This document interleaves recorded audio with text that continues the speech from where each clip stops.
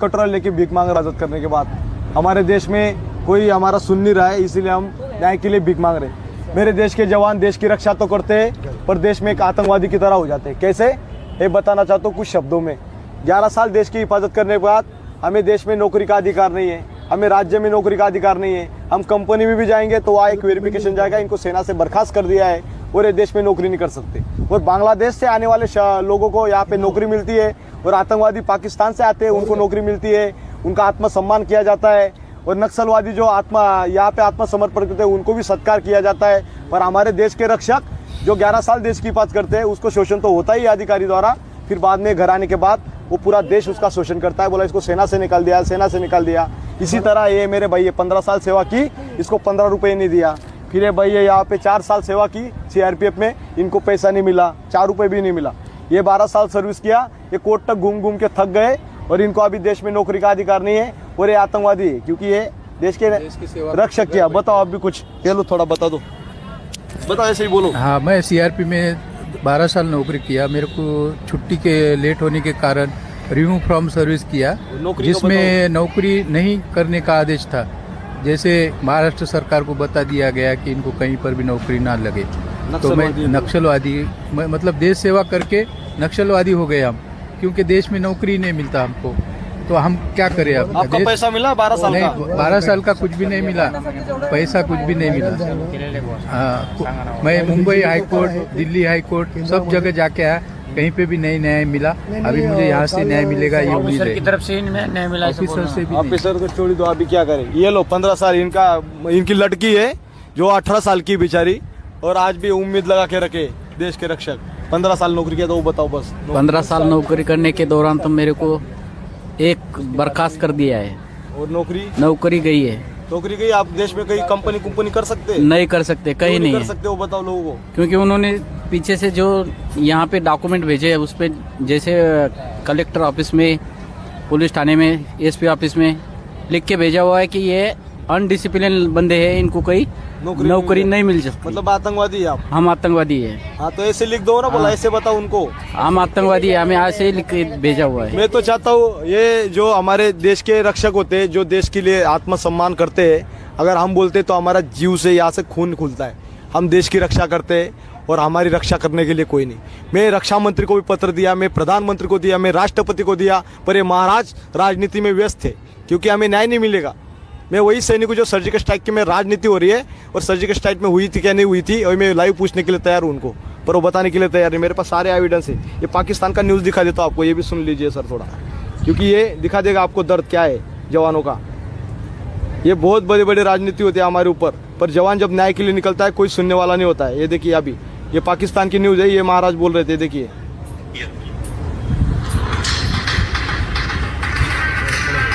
हाँ, ये लो आगे लेता हूँ थोड़ा। बताइएगा, जैसे ही हमारा उनसे राब्ता बहाल होगा आपको मजीद भी अपडेट करेंगे। अपने तमाम नाज़रीन को बताएं कि 92 न्यूज ने मामले का पता लगा लिया है। भारतीय फौजी की तस्वीर 92 न्यूज ने हासिल कर ली, और ये भारतीय फौजी पाकिस्तान में चोरों की तरह घुसने की कोशिश कर रहा था कि जाल में फंस गया। एडिटर नॉट मोहसिन रजा हमारे साथ मौजूद हैं, उनसे मजीद जानते हैं। मोहसिन रजा, आगाह कीजिएगा, चंदू लाल चौहान के बारे में मजीद क्या बताया गया?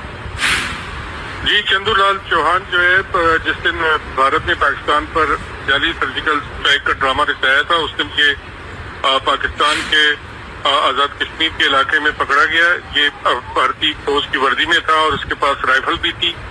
इसने बताया कि ये 3 माह कबल भारतीय फौज को इसने ज्वाइन किया था और ये यहाँ पर पूरी वाकये की तफ्तीश के लिए आया हुआ था। ताहम ऐसा लगता है कि भारतीय फौज को छोड़कर भाग गई उस वाकये के बाद, और ये रास्ता भूलकर पाकिस्तान में दाखिल हो गया था। मुकामी लोगों ने फौज को इत्तला दी, जिन्होंने इसको अपनी तहवीर में ले लिया। पाकिस्तान ने इस हवाले से अक़वाम मुत्तहिदा को भी इत्फाम किया है कि भारत जो है वो अपना एक फौजी पाकिस्तान, और किस तरीके से पाकिस्तान ने पाकिस्तान पर एक आजाद कश्मीर के इलाके में बुज़दिलाना कार्रवाई करके तोपखाने के जरिए 2 पाकिस्तानी फौजियों को शहीद किया। इन पाकिस्तानी अभी इनको शहीद किया, और मैं इधर खुद शहीद हो रहा हूँ अभी, क्योंकि मैं देश के लिए किया था। मेरे वहाँ रिश्तेदार रहते तो कम से कम उधर मैं बैठ जाता। आज मेरे को नवाज शरीफ ने 1 करोड़ दिए है, इसलिए मैं इधर भीख मांग रहा हूँ न्याय के लिए।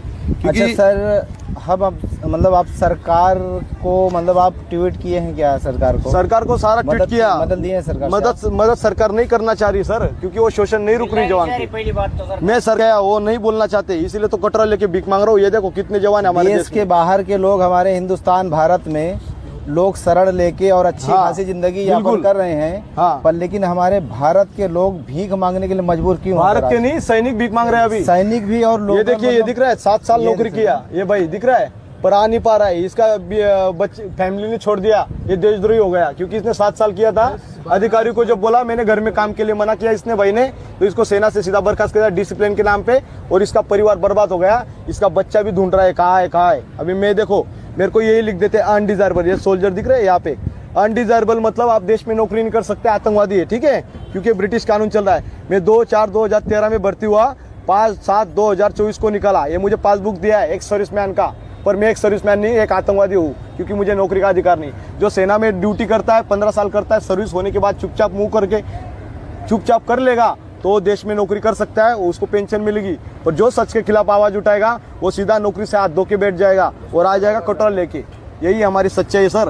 हर के ऊपर राजनीति होती है। सबसे ज्यादा जो स्ट्रांग है इंडियन आर्मी को ही समझते हैं कि जो कि हमारा भारत जो सुरक्षित है, इंडियन आर्मी से अगर वो परेशान होगा तो हमारे जैसे लोगों का क्या हालत होगा सर? पर ये भी दिखा दीजिए थोड़ा, ये देखिए यहाँ पे 29 सितंबर सर्च करिए 2016 सर्जिकल स्ट्राइक, ये POW दिख रहा है, मतलब प्रिजनर वार, जंग में पकड़ा हुआ कैदी। ये कहाँ से आया फिर? ये मैं वहाँ दामाद तो नहीं था पाकिस्तान में, अगर दामाद था तो मुझे बता दो।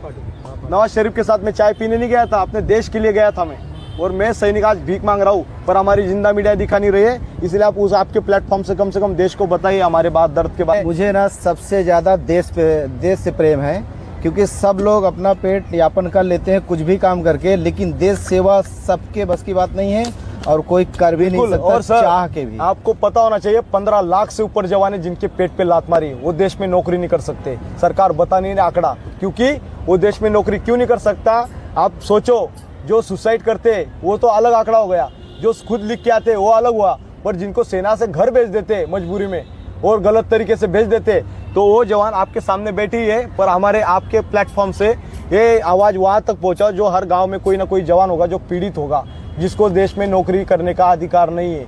क्योंकि ये कितना भी चिल्ला के बताएंगे गांव वालों को मुझे गलत निकाला है, गलत निकाला है, लोग बोलेगा नहीं सेना ने कुछ नहीं किया। सेना हमारी ऑर्गेनाइजेशन अच्छी है, सेना को और बेटर बनाने के लिए क्या कर रहे हैं हम? सेना के नाम पे अधिकारी शोषण कर रहे जवानों को, इसीलिए उसको और बेटर बनाने के लिए गलत पनिशमेंट दे देते अधिकारी। इसलिए हम चाहते हैं वीडियो को पनिशमेंट दिया जाए ताकि गलत पनिशमेंट ना मिले। हमारा मिलिट्री का कोर्ट है सैन्य न्यायाधिकरण AFT, उसमें वो अधिकारी ही बेटर रहता है जो हमें पनिशमेंट देते हैं, उन्हीं के पास हम थैला लेके जाते हैं सर हमें पेंशन। पर वो महाराज वो नहीं मैनेज होते, क्योंकि ये ऑफिसर का प्रमोशन रुक जाता है, होल्ड हो जाता है, और वो नहीं चाहते हमारा प्रमोशन होल्ड हो। वो ऐसे ही आप 2 लाख देंगे, 5 लाख ऐसे ही फेंक देगा वकील के सामने, ये ले इसका केस तपा कर दे और क्लोज कर इसको। इसीलिए हम घूमते रहते हैं न्याय के लिए, इसीलिए हम चाहते हैं सिविल स्टाफ हो, AFT में सिविल स्टाफ हो। पर हमारी सरकार कब सुनेगी तब? अगर रक्षा मंत्री ही राजनीति में व्यस्त साल किया, 4 महीने से मेरा 11 रुपए भी नहीं मिला। ये भाई ने 4 साल किया, इसका पैसा नहीं मिला।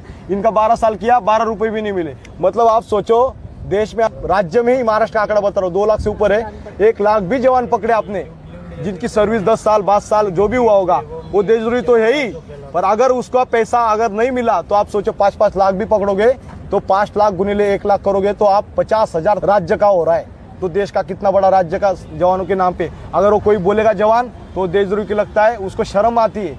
जिस दिन आप शर्म निकाल दोगे पीड़ित जवान, तो पूरा देश आपको हक के लिए न्याय के लिए उतरेगा सड़कों पे। हमारी जनता से हम अपील करते हैं, हम देश की रक्षा करते हैं भाई, हमारी रक्षा कर लो। तो और आता हा विषय झाला, आता TV बंद आहे, बंद झालं का? नहीं सर। सर्जिकल स्ट्राइक और उत्तर प्रदेश कानपुर में भी देखा हूँ, फतेहपुर में देखा हूँ, तो किसी कारण से मैं सिलेक्शन नहीं हो पाया है। मैं समझता था इंडियन आर्मी से साफ सुथरा कोई नौकरी नहीं है सर। इंडियन आर्मी आज अच्छी है, मैं समझ रहा हूँ कि इंडियन आर्मी अच्छी है, पर जो अधिकारी है ना जो बैठे अंग्रेज का किताब लेके 1950 एक्ट, हाँ, नहीं, मैं अभी मुझे पनिशमेंट देके निकाला, बोला फास्ट पनिशमेंट होगी आप जाइए घर पे। मैंने उनको आंसर दिया नोटिस का, ये जो पनिशमेंट दिया है बोला 1950 एक्ट के तहत दिया है, जिसमें हमारी बात ही नहीं सुनी जाती है। तो कौन सी ये उन्होंने बोल दिया वही फाइनल है, हमारा कोई नहीं सुनेगा। इसीलिए हम बोल रहे हैं कि आर्मी के नाम पे अधिकारी शोषण कर रहे हैं। आर्मी ऑर्गेनाइजेशन वर्ल्ड में 1 नंबर है हमारी, उसको और बेटन बनाने के लिए आपको ये शोषण का ये रोकना पड़ेगा। जब तक ये हमारी मांग होती नहीं तब तक ये आंदोलन चलता रहेगा। पूरे देश से आई है यहाँ पे, हर एक पीड़ित जवान के पास आवाज उठाई है हमारा। लाखों से ऊपर जवान आएंगे अभी। पुलवामा स्ट्राइक के बारे में पुलवामा आपको वही बताया, गवर्नर वहाँ के जम्मू के गवर्नर थे, उसने बताया था इन्वेस्टिगेशन कर दो, उसी को मुंह चुप करा दिया। अभी हम क्या बताए? आप जहाँ पे एक सुई नहीं आती वहाँ RDX आता है। एक भी अफसर था उसमें, 40 जवान शहीद हो गए, उसके ऊपर फिल्म भी बन जाएगी, सारी भी हो जाएगी, मीडिया दिखाएगी तब ना। क्या बताए? ये तो गोदी मीडिया है। हाँ, कोई नहीं सुनाएगा आपकी मीडिया में। जी न्यूज़ के सुधीर चौधरी साहब को मिलेगा यहाँ पे। ये जो अभी मैंने वो वाला मैंने